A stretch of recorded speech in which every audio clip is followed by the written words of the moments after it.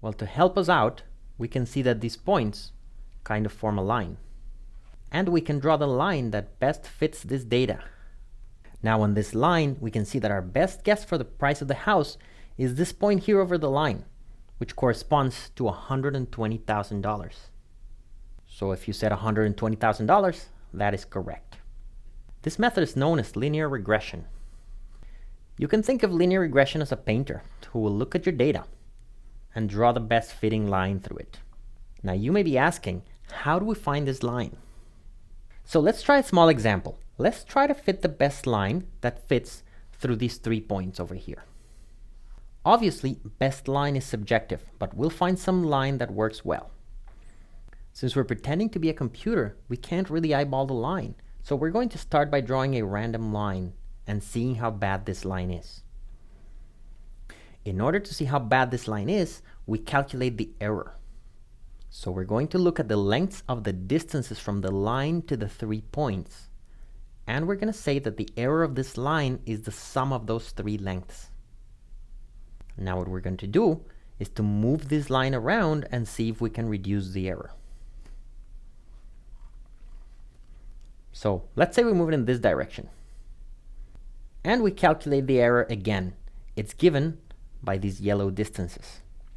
We add them up and realize that we've just increased the error. So that's not good.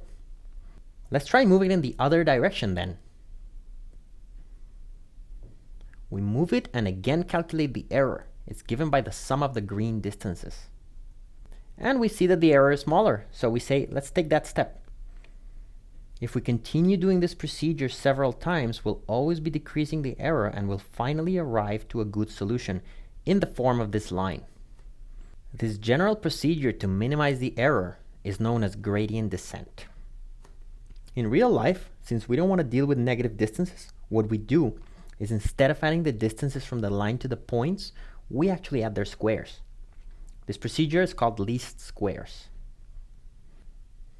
So we're back here on the summit of Mount Everest, and we're trying to descend to the bottom. Now in this context, the higher we are, the larger our error is.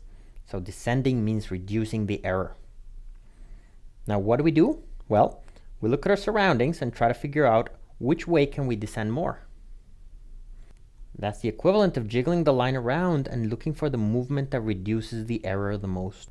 So for example here, this seems to be the direction that makes us descend the most. So we take a step in that direction. That is the equivalent of moving the line one step in the direction that decreases the error the most. In a way, we're moving the line closer to the 3 points. So now we've reduced our error and got closer to the bottom of the mountain. Then we can start the procedure again, looking at our surroundings and deciding in what direction we descend the most, or equivalently, in what direction we get closer to the points. Then we start the procedure again and again, looking at our surroundings and deciding in what direction we descend the most, or equivalently, in what direction we get closer to the points. What we just did was reducing the error until we find its minimum value, which gives us the best line fit.